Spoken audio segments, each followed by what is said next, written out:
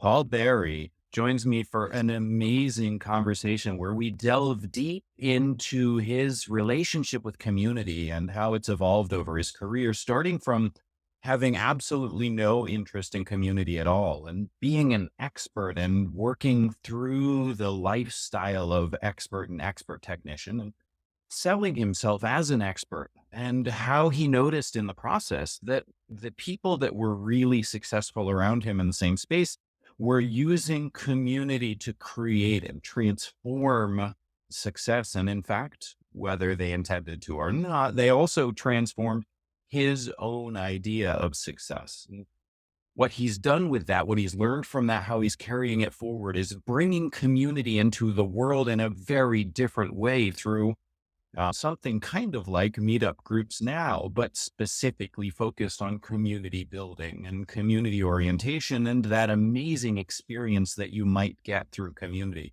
So join me. Don't miss a second of my conversation with Paul Berry. We go deep into his evolution with community. Thank you.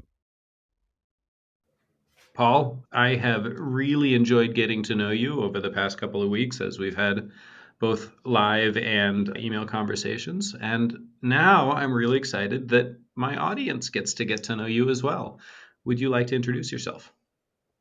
I would love that. Thank you, Lucas. My name is Paul Barry. I run Dreaming for a Living. For a living. Dreaming for a Living, which was Love actually it. a Steven Spielberg quote at a commencement address where he said, "I don't dream at night, I dream at day. I'm dreaming for a living." Ooh. So I came from a background of working in film and TV. I worked as an actor for 16 years professionally. I taught acting for film and TV for almost 25 years, directed stage and screen before moving into working with coaches, consultants, thought leaders, and so on growing their businesses and making a more positive difference in the world without having to spend all of their time doing the parts of their business that they hated. And they just want to work with their clients and work with customers and work with the world. So yeah, I started working with the people making that kind of a difference in the world, and did a TEDx talk back in 2019. And I also work with people to help them get their word out and their missions out through TEDx talks. Lovely. Yeah, Thank thank you you. for joining me. Dreaming for a living. That's fantastic. It occurs to me, and this isn't what we're talking about, unless maybe it is. It occurs to me that all entrepreneurs are dreaming for a living. Probably by definition, because the entrepreneur is someone who's not just running a business, they're actually taking a risk that no one else would be brave enough or stupid enough to actually take. So, yeah, there is, someone was saying yesterday, every single major innovation, creation, app, business that was launched that succeeded in the last 10 years, there's no conservative financial investor that would have recommended that you actually put money into one of those things. Like no financial advisor would say, yeah, put $1 million into this thing called Uber or Airbnb or any of the things that have come out. Certainly not WeWork Yeah, or FTO. But yeah, I mean, any kind of innovation that we have, by definition, has very little competition or doesn't exist. So it's not really proven in the marketplace. So for us to believe it wholeheartedly and commit to it nonstop, despite what everyone else in the world seems to say, we absolutely have to be living that as a dream. And then the second half is obviously you've got to turn that into a living in some way. Otherwise, it doesn't last very long. very cool. That's a funny way of looking at it. And I agree. I mean, you look back at the entire last 25 years of Amazon financial statements and you wonder why anyone would invest in them ever. Yeah. I actually have a friend who said that she was going out with this guy many, many years, like 20 years ago or whatever. And this guy came to him. He had a bit of money. He was a Wall Street guy and said, "Hey, would you like to invest in this new business I've got going? Because, there's this World Wide Web and I want to start selling some stuff online." And this guy was like, "Oh, yeah, tell me the idea." And this dude starts telling him about selling books online. And he's like, "Oh, God, here we go. This is useless." And he's like, "Oh, yeah, yeah, okay, no worries." And he hears him out. He goes back to my friend, his girlfriend at the time, and goes, oh my God, this dickhead is trying to sell books online. He's going to fail. And of course, it turned out to be Jeff Bezos and Amazon. And he had an opportunity to invest in it at the start. And he was like, nah, that'll never work. Wow. So there would have been a lot of people for every one of those people that Mark Zuckerberg or Jeff Bezos or Elon Musk or anyone that, that anyone that had that idea in the first place, for every one person who invested, I mean, they must have hit up dozens, if not hundreds of people who were just like, that's dumb. No, it'll never work. That's funny. Yeah. Amazing. So you're in the process of building a community right now, Yeah. which is very exciting. You've built some communities in the past. Would you like to tell us a little bit about some of the communities you've built in the past and what you learned from them and how that has funneled your attention into the community that you're building now? Yeah. Well, that's why it was such a great timing that we kind of connected and I was introduced to you because I think I'd been trying to find answers to the questions that you basically specialize in without realizing I was looking for. What are the mechanics of a community basically like? Mm, I always thought I'll keep asking, and as long as it doesn't go too far out of the lanes of what I feel is right. And like I spent years working with actors on your feelings are fantastic, but they're not at all reliable to build a career on. You do need some mechanics of choices, which is I wrote my book for acting called Choices, which is about how to actually make choices because no one taught you how to do that. I know it's And crazy, yet when right? I went, yeah, I know. Nobody And even yet when taught I us how to make friends. Like so basic. because you just figure, oh well, they'll work it out, They'll work it and if they out. can't, we'll just give them toys to play with on their own. But so when I got into sort of working, just as you and I discussed in our first conversation, when I started working with actors, I became, one of the top acting coaches in Australia. I came over here. I was teaching people here in film and TV and winning awards and all sorts of things. And yet, I think, as I said to you, I would run my classes with my focus of making the best actors I possibly could make. Hmm. But they would leave my class and then that would be that. They wouldn't hang out with each other, they wouldn't go out with each other, they wouldn't come for the community, they would come for those classes. Mm, And part of what I hope I do is I make myself ultimately redundant as a teacher because that idea that you should always go back and have an acting coach to me was like, yeah, you can always come back if you want to. I'm not telling you not to. Like you can always go back to your parents, but you're not with them all day, every day as an adult until you're 100 years old. right. So my whole idea was I can teach them what they need. They can do it on their own. Great, fly, my pretties, be free, and go out there. Well, what I was seeing was that there were other schools, and I never ran a school, but there were other schools that were all about community, and the training was terrible, Mm. and yet people would flock to it. They'd throw money at it. They were just overflowing with students. And I was always like, what are they doing? Like, why are people going to this when the results are palpably awful? Like, there's nothing they're learning. If anything, they're probably getting worse as actors, and they were just struggling all of the time. But that wasn't their metric for success. Their Yeah. metric for success was, do people love coming here? Mm. And I don't think they for a second knew what you specialize in and how you break it down so simply, but they had stumbled upon their own formula. And I think I said to you, they had what was called a salon, and every month or whatever, they would just say, come along, bring your friends and family, do whatever you want. It's yours. You can do a musical, you can do a monologue, you can do beat poetry, you can do whatever.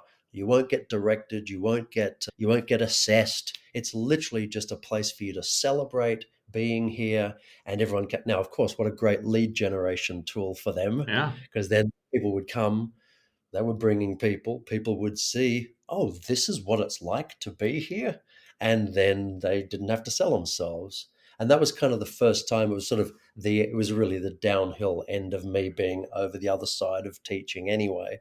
But it was kind of at that point I started to realize, oh, wow, I taught at that point for probably 16 years, almost 18 years, and I'd never built a community. It had never been something that I thought about. I knew a lot of people. We're all doing similar things. We're all interested in acting. They all wanted to learn to be better.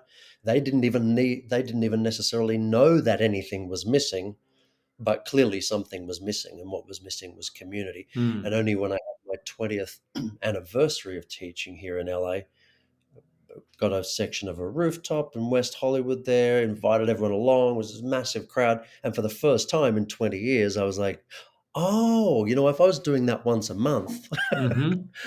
I'd have the biggest acting studio in the world. It would have been amazing because combine what I was teaching with how effective it was with the people I was teaching with the community. I mean, it would have been killer, Yeah. but it was kind of too late, and it didn't matter to me by then. But yeah, so then when I started working on this mixer group here in LA, which just literally came from meeting people on LinkedIn and Lunch Club and having conversations like this all the time, after years of working with people, talking to people all around the world, for whatever crazy reason, everyone I was talking to happened to be in LA. So Lunch Club was putting me up with people in LA. LinkedIn, a particular campaign I was running, happened to be with people in LA. So almost all of my calls were with people in LA.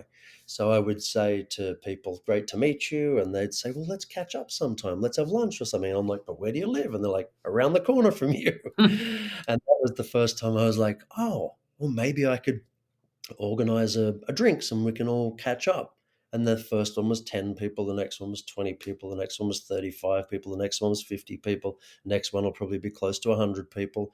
And it's got a LinkedIn group and a Facebook group and it's growing. But that's when I met you and I was like, this is interesting that it's at exactly the same time that Alex, who runs this with me, and I are being very careful to say we're putting out surveys saying, what do you want this to be? But we're very clear what we also don't want it to be. Mm.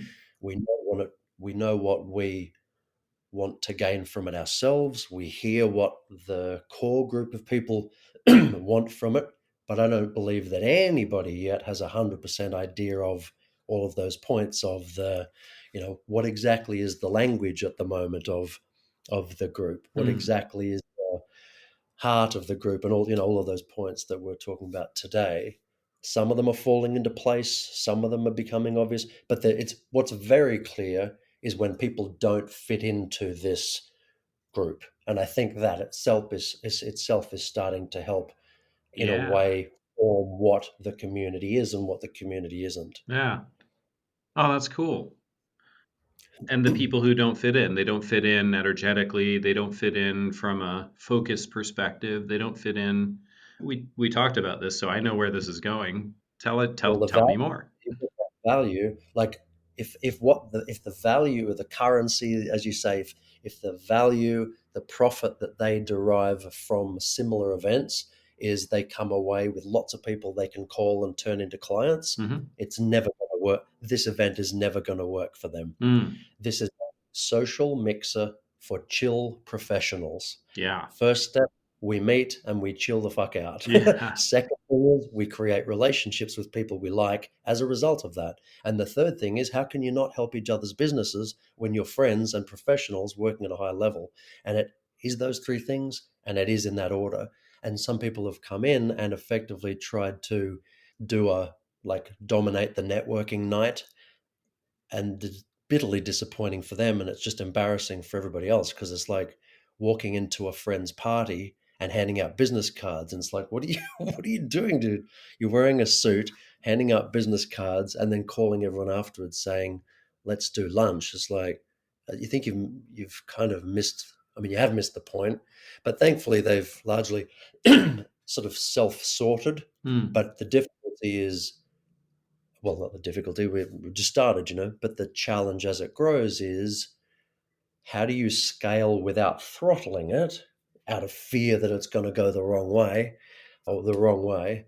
Or how do you just say, yeah, just anyone invite anyone without having the event eat you alive when it turns out to be something that you don't even want to go to yourself. Yeah. Yeah. I love it.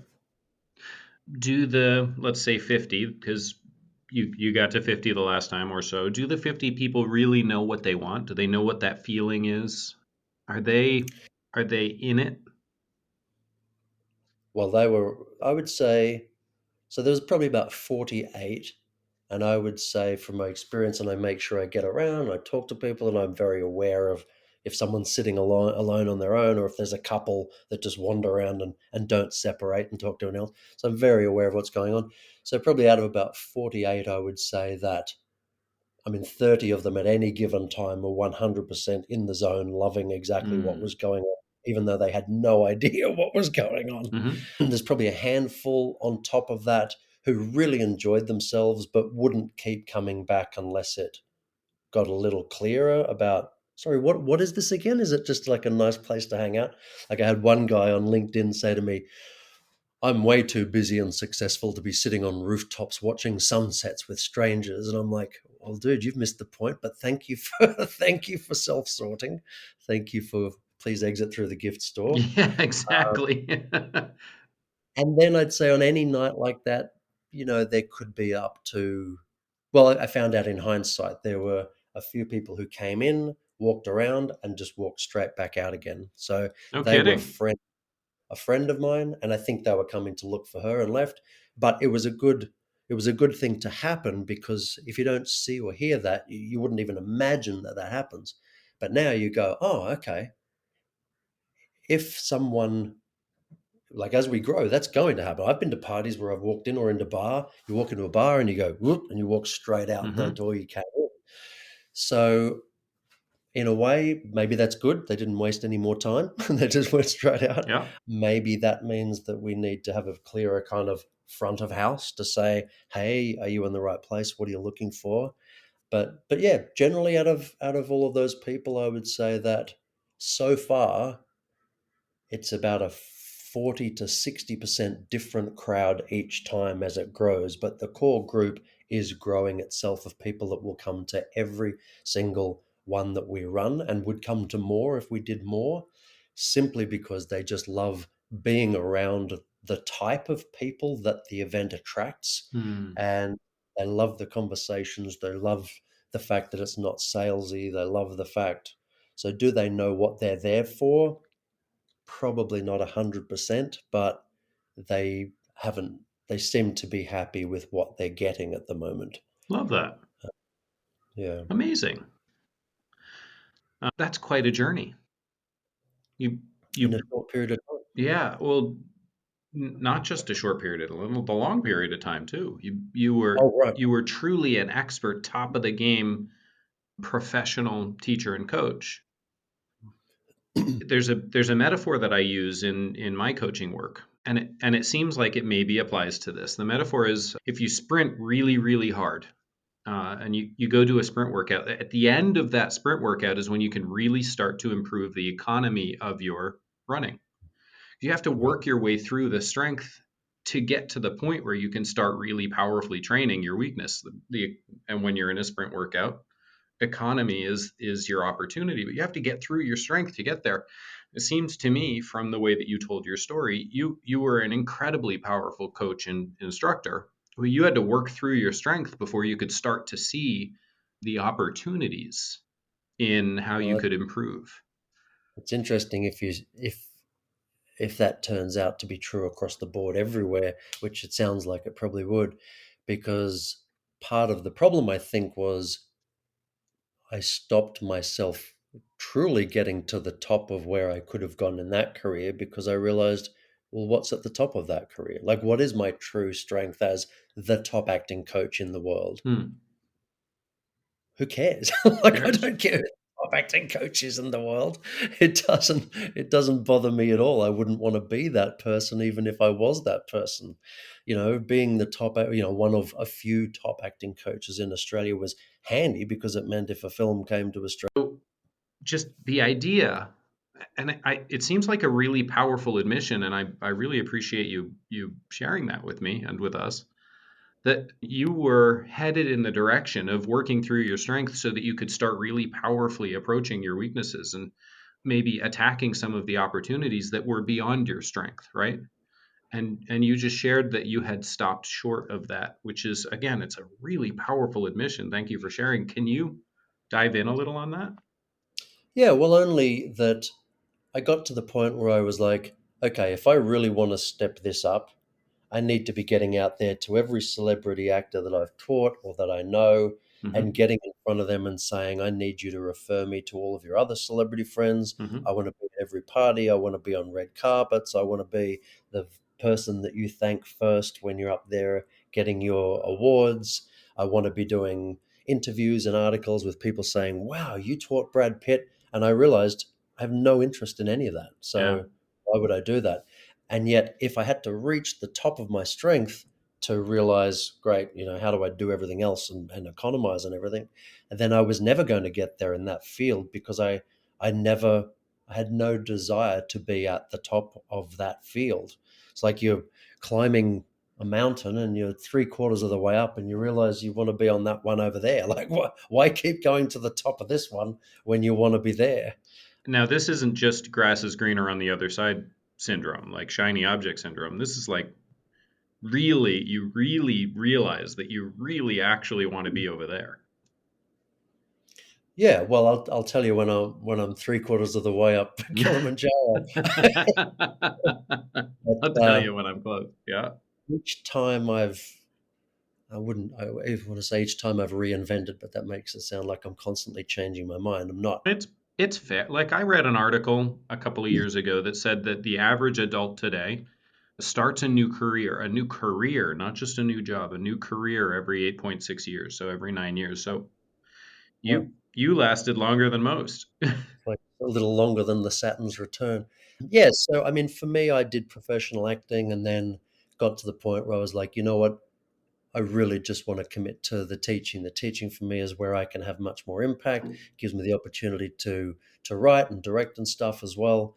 And yeah, and so I got to the end of that and I was like, well, I've written a book, I've written 60 articles for Backstage, I've put a course online, I've taught award-winning actors, I've taught on film and TV and written for all of them and stage and directed and done all of that and thought if I'm going to do that again, I'm going to be directing myself in my own TV show, I'm going to be Mm, directing my own films, and I didn't want to go back to being a director or writer who was hmm. at the bottom of the heap again, trying to work my way back to the top. So it seemed to me that I needed to take the skills that I have, something that interested me, that's something that I'd done and had a bit of a pedigree for, which had been corporate training, communications training, that kind of Yeah. thing. I've been running my own businesses, so marketing was definitely something I wanted to learn more about. I'd successfully run businesses, but I'd never learned how to run a business. I'd never been taught how to run a business. So there were major problems, but I found some successes and then wanted to go back in and learn more about how to do it.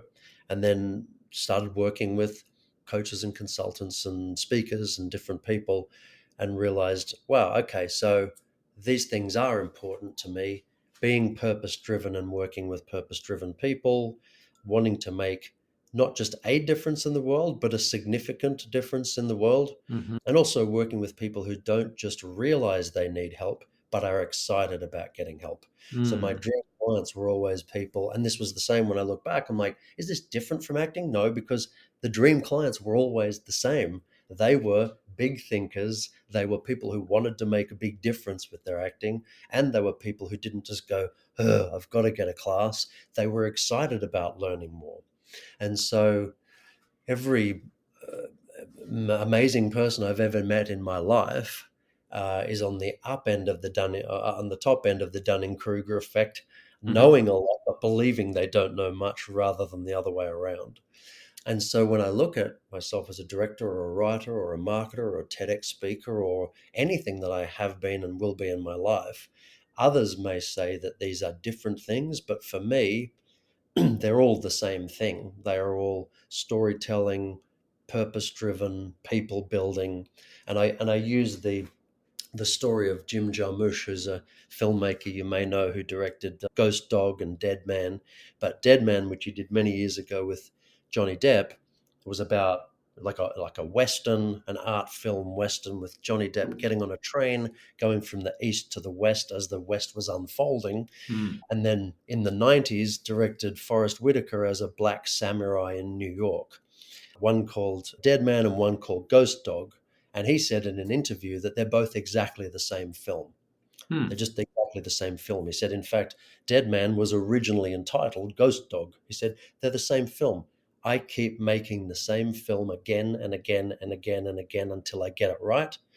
And I just give it a different name and a different setting and a different topic and different characters, but it's the same film. And then eventually I make another film. And I always loved that because I found that that's what I've been doing, I think, with my careers, whatever it is that I'm making the same film, whatever I've been doing, whether it's with actors or writing or directing or teaching or marketing or working with coaches and consultants or business owners or agencies. It's exactly the same film, and I'm reworking it, redrafting it, creating new revisions of it until I get it right. And then maybe when I get it right, I'll just move on to something else. I But I love feel like it. I'm still doing it. So you're not actually climbing a different mountain. You got three-quarters of the way up and you realize that the path you're taking to get to the top of that mountain's the wrong path. You actually had to go back down to the bottom of the mountain and take a different path to get to the top.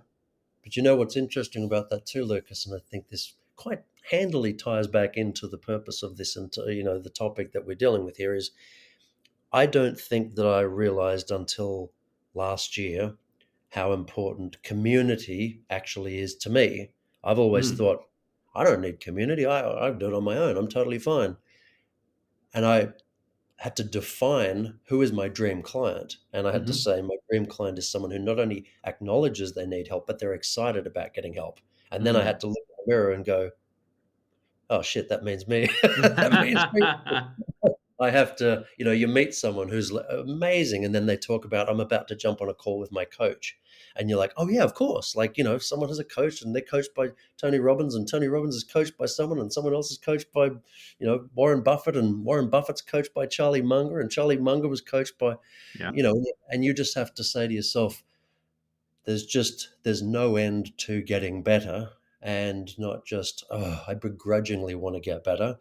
I'm excited about getting better. Like I love what I don't know. I love people knowing more than me. I love being the dumb guy in the room. I love one Mm. guy I met is like, I love it when people underestimate me because then I can always, and I was like, that's interesting, but I would rather people overestimated me and I underestimate myself. I don't care what anyone else thinks about me.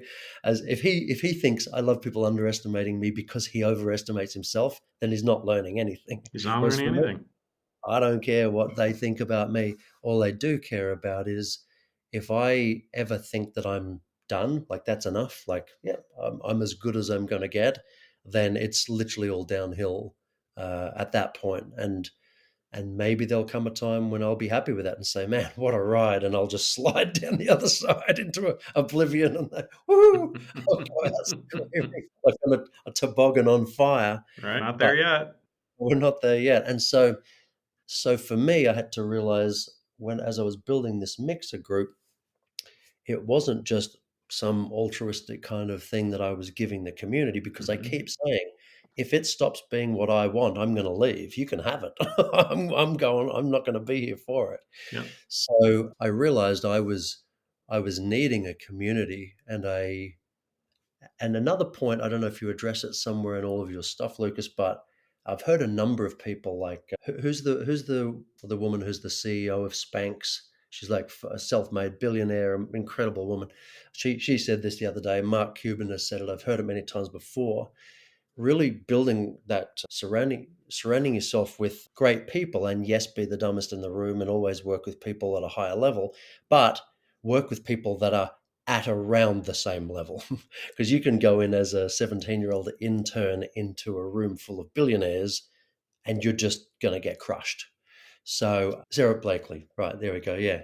And so I guess this community for me is meeting people that are all on the upswing, Hmm. but are all still around the same place. So if all of a sudden someone said, I'm making $400 million a week, can I come to your mixer? Well, absolutely you can, but it's entirely possible that after a while you'll feel a little like this ain't for you Right. because most of the other people aren't going to be earning $400 million a week. But equally, if you've never sold anything over, say, $10,000 before, then like you're not going to find much of a home here, because this is for people who are like high ticket coaches or consultants or doing things on that kind of higher level. So yeah, I think I'm still building that community that I've probably unconsciously craved, and not because a lot of people needed that after COVID. I didn't feel it because of COVID. I felt it, I think, because I realized I turned 50 next year, and I realized, I'd lost my mum last year, and I was like, mortality comes to you and it says, how, you don't have the rest of eternity to do whatever it is you're here to do. Everyone around you here is also trying to make stuff happen. Yeah. You help other people get what they need, and they help you Hmm. get what you need, and everybody moves forward. A Yeah. rising tide raises all ships. Oh, So, yeah. yeah, sort of building the community to match that kind of ethos, I guess. I have a I have a very, very good friend who loves to say, and he's right. He loves to say, if you want to go fast, go alone. If you want to go far, go together. Yeah, And it sounds to me like you've gotten to the point where you want to go far. yeah. It's been a long time slugging away, thinking, "Hey, I don't need anyone for this," and then you go, "But if I had done this with Yeah. other people." If I had. Yeah. I love it. Now that you're in the process of like really banging your head against this and you're not doing it alone. The beautiful thing, you're not doing it alone. What is it that you think makes a community effective? Well, you're the expert in that. That's why I'm here. I have found that, well, I mean, all your points all kind of just hit the nail on the head, really. Like shared values are important. Like Hmm. if I've always found, if you, even when I was an actor, I went through 6 years of tertiary education as a non-drinker, as a non-smoker, as a non-drug taker, as quite kind of an introvert, really, and everyone else was going out and taking drugs and hanging out and doing all sorts of, and I just wasn't. So I, not only was I not able to fit in that community, I wasn't invited to be a part of that community because people knew I wouldn't be a fit when I got there. Mm. So to me, So we in all a way, the drinking, the smoking, the drugs, they were common language. that's right. I mean, for that community, they were common. That was like the alcohol, the smoking, the drugs. That was the language, a piece of the language that they were speaking. Took me a long time to learn that language. I learned it very late. I went through it, changed my language again. But yeah, it was almost like years later, I thought, oh, what have I missed? And I went and I did all of that. And I was like, oh, you know what? I could have gone without most of that anyway, because but what I did notice is when we were at drama school, those who were smokers always had better relationships with all of the teachers because all the teachers were smokers. Hmm. So if you, the directors of all of the plays, they were all like really arty Kerouac type smoking people. So if you were an actor who was a smoker, well, you'd duck out for a smoke in the middle of rehearsals, and who was there to talk to but the director? So you'd build a relationship with the director, and the rest of us were like, "Why are these cats getting all the lead roles all the time?" Well, because just simply by virtue of the fact that they were out there sharing a drug, and that common language in the freezing cold, having a cigarette with the director, you guys have got kinship that we don't have working with them. And so I don't know whether when I then started sort of running my classes, I had a, It occurs to me that in that context, a smoke break is a project. yeah, probably. Wow, that's powerful. I'm not sure I ever would have thought about it that way, but in the context, the way you're describing it, it's clear to me that they were engaging in a project together and they were Mhm. building that relationship through that project, even if I don't necessarily agree with the deliverables of that project. Yeah, yeah. Well, that's it. And I think, Lucas, that after that, I then like unconsciously, probably because I never wanted to play that game to get those results. Hmm. As I built my seeming community, which wasn't a community of actors, I almost repelled all aspects of creating a community for fear of not wanting it to seem like some people had favor over others because of any reason whatsoever. So Oh, it was shit. almost, I threw the entire bucket out with the baby with the bathwater No to kidding. avoid I'm saying I'm talking about it now, like I see it. unconsciously, retroactively. Retrospectively, I think I can probably say, wow, yeah, well, no one can accuse you of picking favorites if you basically don't commune with any of them. Mm-hmm. Yeah. Holy crap. Wow. Wisdom is And wasted on the youth, huh? yeah, well, and then what's interesting is, okay, moving forward into working with coaches and consultants and so on, and I've been working with everybody online for years. I've even had business partners.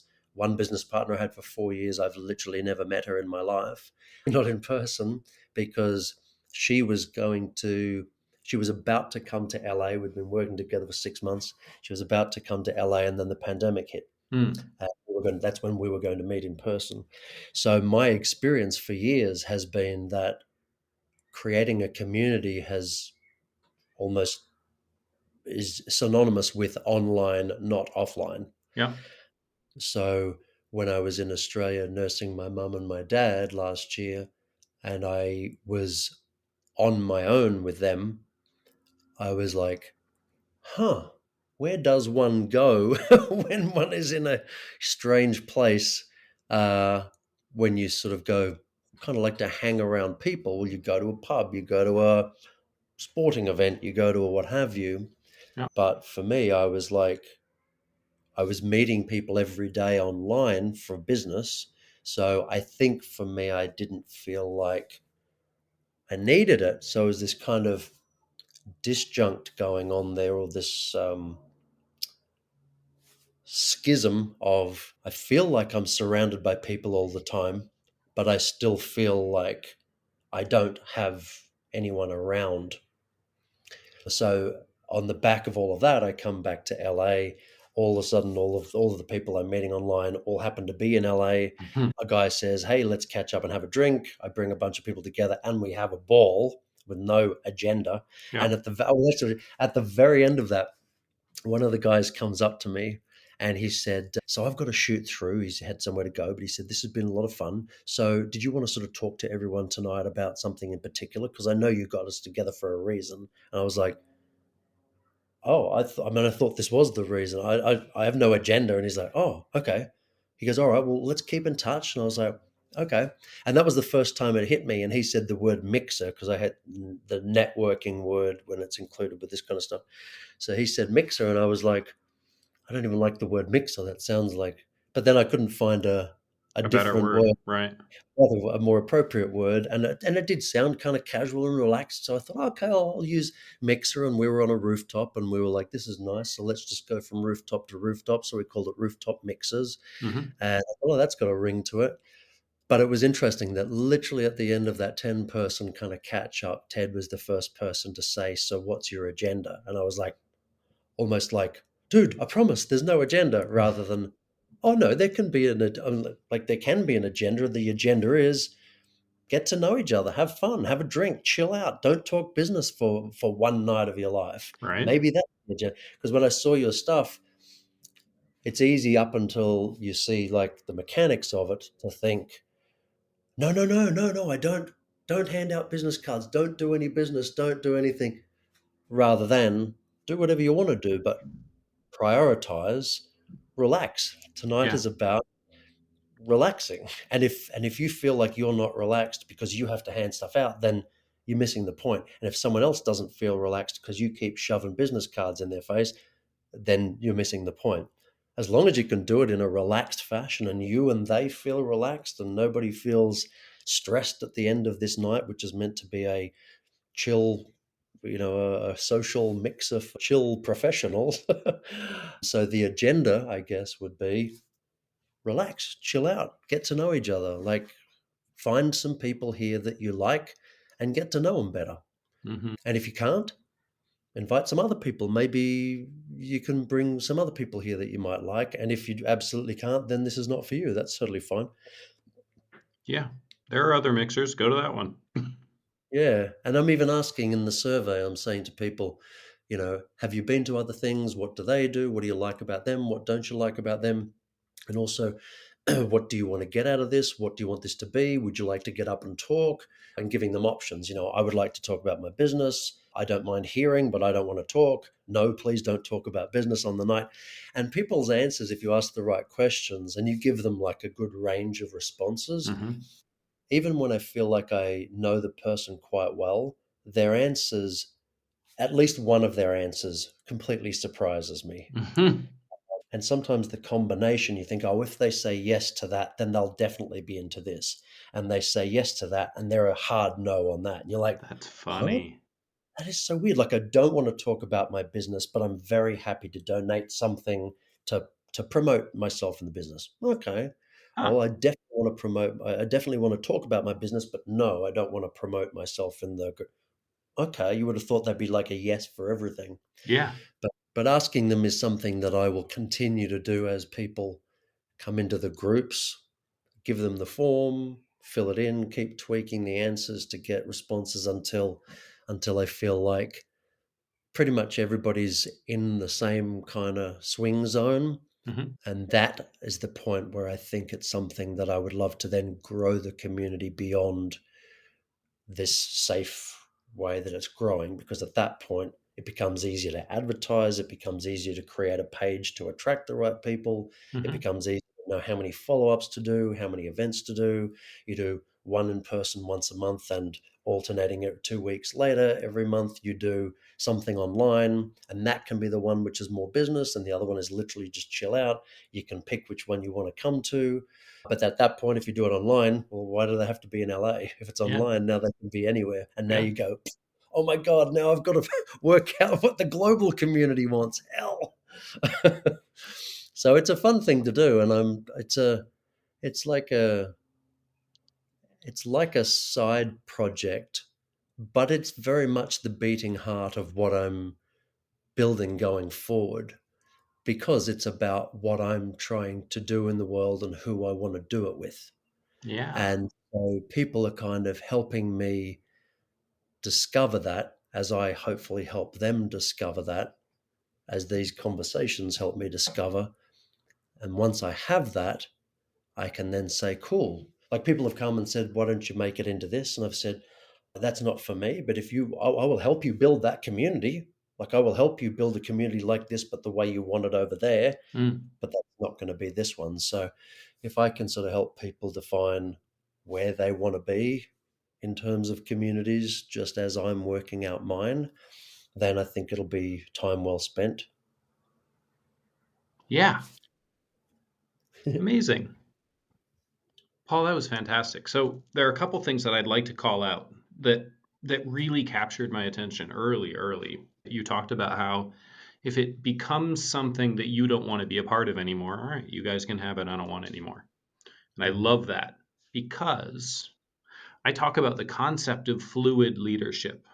To me, fluid Mhm. leadership is knowing when to seize leadership, right? When am I the best person to be in leadership for this situation? And when to cede leadership. When am I not the best person anymore? And somebody else needs to take the helm and run with it. And you have identified a group of experiences that are going to help you recognize it's time for me to cede leadership, which is a beautiful thing. So I'm calling it out, saying Mhm. you're in touch with the idea, at least, of fluid leadership as it pertains to this. Alongside fluid leadership, what is it that makes a great leader? Someone who is able to take responsibility, someone who says, ultimately, the buck stops here, Mm, not the buck stops there. hmm. I think the first time I ever felt like I was honestly a true leader was when I was directing and producing a play in Sydney years ago. And we'd had to design up a big poster. And the poster was like $400 or something, Mm. which, for a budget of 2,000 was a large chunk, for the It is a entire play. large chunk. Large chunk. And the poster came out and we all looked at it and everyone was like, oh, wow, that's lovely. And everyone saw their names, and the designer and the composer looked and said, oh, our names aren't on it. Mm, And so immediately I knew we were going to have to reprint that poster It was going to be $400, and that $400 was not coming out of the budget. It was coming out of my profits, if there were going to be any. And so straight away I said, okay, sorry about that, my mistake. And it wasn't only my mistake, but I was the one that was ultimately responsible for it. And so I said, all right, I'll reprint it. In the end, came to divvying up the profits from the cooperative play we were doing. Everybody got $400. Paul Barry, for directing and producing the play, got nothing because Mm-hmm. my $400 went to reprinting that thing. On top of that, it wasn't something I went around telling everybody that I did. I just did it, made a mistake, learned from your mistakes. Everyone happy? Great, done. It's not going to change the world one way or the other, but if everybody was happy in the end, the job was done, everyone was respected, mistakes were fixed. I didn't drag anyone over the coals, point the finger, throw anyone under the bus. Life goes on. It was $400. I don't care about that. Years later, you're like, it's just a story. But to me, it was the first time that I realized that a leader is someone who just takes full responsibility. And they also ultimately take full responsibility for, if the entire crew here cannot come up with a solution, I'm the one that's got to come up with a solution.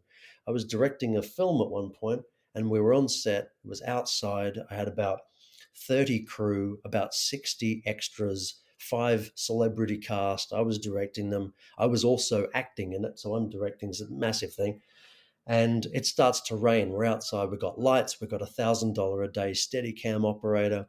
We've got all of these people standing around, and it's starting to rain. And so we're all hiding under these awnings. Mm-hmm. Back then, when I was a smoker, I'm standing there smoking with the producer and the DP and the first and everyone. And we're just waiting for the for the rain to stop. And after about 10 minutes, I asked myself, why am I waiting for anyone to do anything? Like, we need a solution. So I Yeah. turned around. I saw the cafe behind me, which was closed.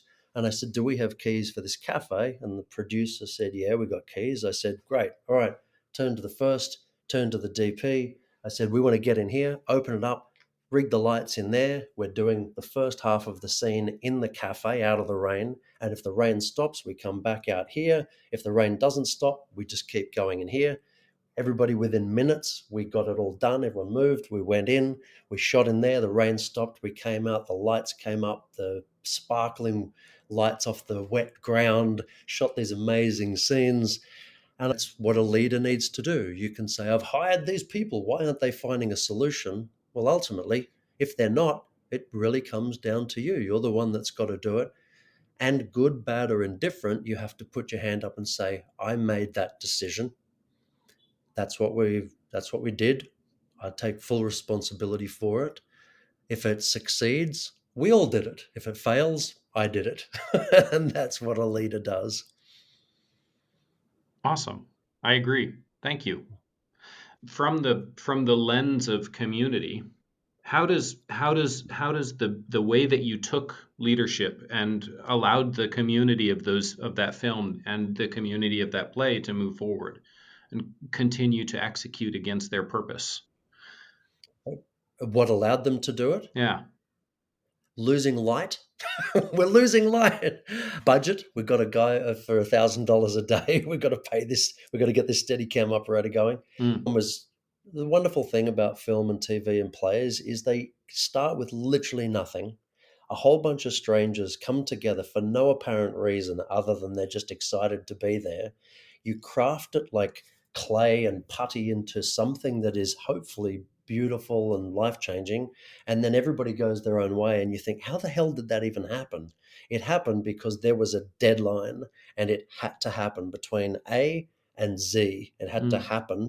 Otherwise, it was not going to get finished. And this is why there can be so much danger on film sets and stages, because people are looking at finishing things before the deadline rather than finishing things safely, like, guns being loaded and shit like that. Hmm. But I think people were really excited about what this was going to look like, how it was going to come across. It was just a beautiful, beautiful sort of poetic scene with lots of fantasy elements to it as well. And people could just see it, just looked amazing. Hmm. And when everybody came out in their costumes and started dancing around in the lights, it's like, oh my God, it's like in Gatsby. Awesome. Yeah. It was awesome. But you say, what makes them do it? Well, I think they're just going to do it unless something makes them not do it. And the thing that Mm. makes them not do it, if is if like every time they try and contribute, it's like pulling teeth and then they get punished for it. And they're like, dude, I'm out of here. Like, no Mm. one's getting paid enough to be treated like this. So I always have tried to foster a lot of fun. I still do it now if I'm working with a team. I've got an assistant working with me, and I just joke a lot. Even if someone makes a mistake, I will make a joke out of the mistake, and I'll say, look, seriously, it is important, but nobody died, so we're all good. And I think that kind of having that humor and making it fun and making it human is critically important to not on Wall Street probably, but certainly in the worlds that I've lived in, it's critically important to keeping an appetite for work, because you got the right person who's steering the ship, or you're doing it with the right people, then you'll just I mean, we look, explorers did it in the European explorers did it in the first place, when they would just drive off to what could potentially have been the edge of the world and Hmm. say, keep on going, and everyone's like, okay. So you just have to have a sense for adventure, and you have to know that, as I say in my TEDx talk, you have to learn to land well, because if you can land well, like parkour, then you don't fear jumping off a building, because you know you'll land okay and you'll do it again. Yeah. But if you step off a step and you break your ankle, then you're terrified even of steps. Mm. So I think when you have a leader who's, I would say, fearless, but not terrified by everything, Yeah. and not panicked by everything, Yeah. and not stressed by everything, I think it's just great to be around that person. A friend of mine actually did work on Clint Eastwood film, and he said to Clint Eastwood, you've got this reputation for having these really, really quiet, beautiful sets. How do you do that when you're directing? And he said, well, I was on a set once, and this guy was running around and he was saying, quiet on set, quiet on set. And I looked around and I realized the only one that was shouting was him. And it's an interesting point that, he's like, we walk around. If I want to say something, I walk up and I talk like this, and the person goes, give me a second. And they get on the radio and they come back and they say, but when everyone's yelling and shouting and, oh my God, we got 10 seconds, the earth is going to explode. Well, that's what you're fostering. You've got this adrenaline overload that you're fostering in everybody. And that's when you start to get people throwing each other under the bus. That's when you get Hmm. people running out the back, pretending they're doing stuff and they're not doing stuff. Hmm. That's when you get starting to embezzle money and, create all sorts of problems in your organization. And I think if you just treat it like a family, and you treat people like you would want to be treated, and you take responsibility and you show vulnerability but take responsibility, then I think people keep going. Well, they have kept going along with me anyway. I love it. Paul, you've been amazing. I like to close up my interviews with three questions. They're some of my most fun conversation comes out of these three questions. So the first one, of course, is where can people find you? They can go to www.dreamingforaliving.com. Dreamingforaliving.com. Love it. Dreamingforaliving.com. That's the best place to find me. Second question, legit question. What question have I not asked you that you wish I had? Wow, that's one you'd need a warm up for. That's why I don't tell you about it. It's so much That more fun when it comes in cold. that I wish you had asked me. I get to the end of most of my calls, and many people will say, what can I do for you? Mm, And for years, I was always like, nothing. You don't need to do anything for me. I'm here to do stuff for you. mm. And I feel like I find myself in a similar situation here. I love conversation and I love being asked questions and I love philosophizing. But when it's like, what could you have asked me, or should you, or would I have wanted you to ask me? Um,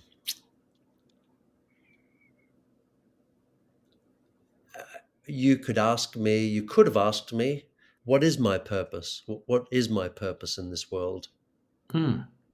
Yeah. I ask people, I say, so what are you doing? What are you trying to achieve? Blah, blah, blah. And when they're all done, I say, what's your big idea? And then Yeah. they tell me same thing again. And I go, no, what's your big idea? And then they go, well, I really wanted to start selling books online, but Amazon got there first. They talk about this massive thing. And by the end of the conversation, they're like, oh, and I love asking people that question, like, what's your big idea? So Yeah. I would probably say either what's my purpose or what's my big idea. In Well, fact, what's my big idea? they are meaningfully different questions. They are. Paul, what's your big idea? I thought you were going to say purpose. Not something. I'm not telling. I'm not telling. No, my big idea is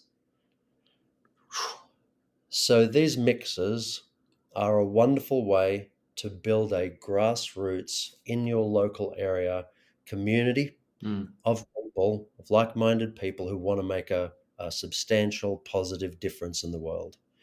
I want to take that community and I want to be able to find out what is it that makes that successful so that I hmm can replicate it. And then I want to replicate it in San Francisco and Long Beach and Vegas and Chicago and New York. Then I want those communities to go away and do local but away weekend retreats. So mm, LA, we're going to go away to Idlewild or Palm Springs. yeah. And in New York, you might go to the Hamptons or you might go somewhere else, right? In Australia, you might go to the Blue Mountains. In the UK, you might go to Edinburgh, you might, wherever. So you go somewhere kind of local-ish that's away.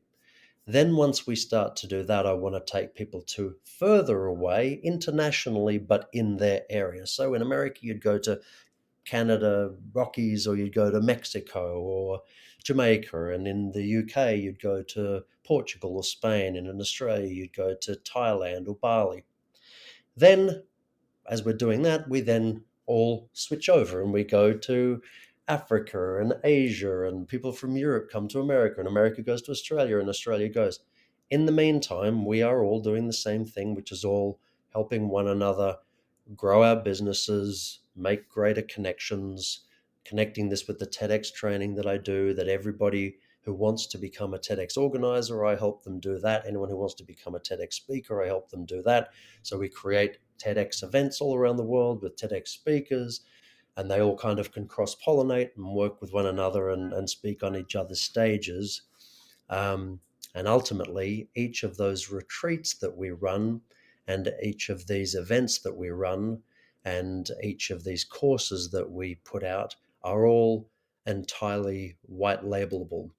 That Mm. literally anybody who is in any of these communities who says, I would also love to run my own retreat in Majorca. Fantastic. Well, you don't need money. You don't need to organize it. All you need to do is literally tell us that you have at least 8 to 10 people that you would invite, and then we will do it all for you. You invite them, they pay, they cover you, you go. And so now the concept of being able to travel the world, have a global impact as a global thought leader, as a speaker, whatever you want to be, as a coach, as a consultant, is it now doesn't really require any money up front. It hmm doesn't really require any knowledge about any of the travel and the transport and the courses and stuff up front. It simply requires that you have a deep, deep and broad passion for what you're trying to do in the world, and that somebody in our community, in our global community, is interested in joining you on that.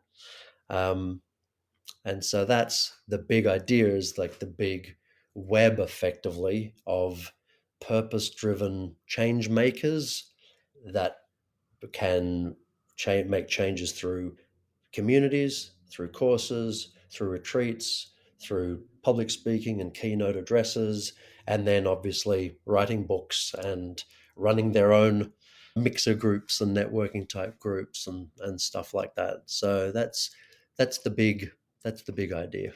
And we're starting where we are. That is a big idea. Wow. Beautiful. Thank you. Amazing. Hey, Paul, thank you very much for joining me. Any closing thoughts? Thank you. What was your third question? That's it. Oh, any closing thoughts? Oh, yeah, no. Wherever someone is out there right now, I don't want anybody to think that they can't get to a high level of doing whatever it is that they want to do actually quite quickly. All you have to do is not only say, I want help, but be excited about getting help, plug into all of the resources that already exist, and then get the hell out of your own way on a Mm. regular basis. And if you do that, you just rapidly accelerate wherever you want to go, wherever you want to be. The thing that stops us getting places is, like, when I was the acting coach, I, I never wanted to be at the end of that path, at the top of that mountain. So that's ultimately the thing that stops us. But if you want to be there, just get out of your own way, accept the resources that exist, get excited about asking for help and receiving help, and it will be there for you. That is right there. That's it. That is the magic formula. Right there. Thank you, Paul. Thank you. Thanks for joining us this week on Elements of Community. Make sure to visit our website, elementsofcommunity.us, where you can subscribe to the show in iTunes, Stitcher, Spotify, or via RSS, so you'll never miss a show. While you're at it, if you found value in this show, we'd appreciate a rating on iTunes, or if you'd simply tell a friend about the show, that would help us out too. Be sure to tune in next week for our next episode.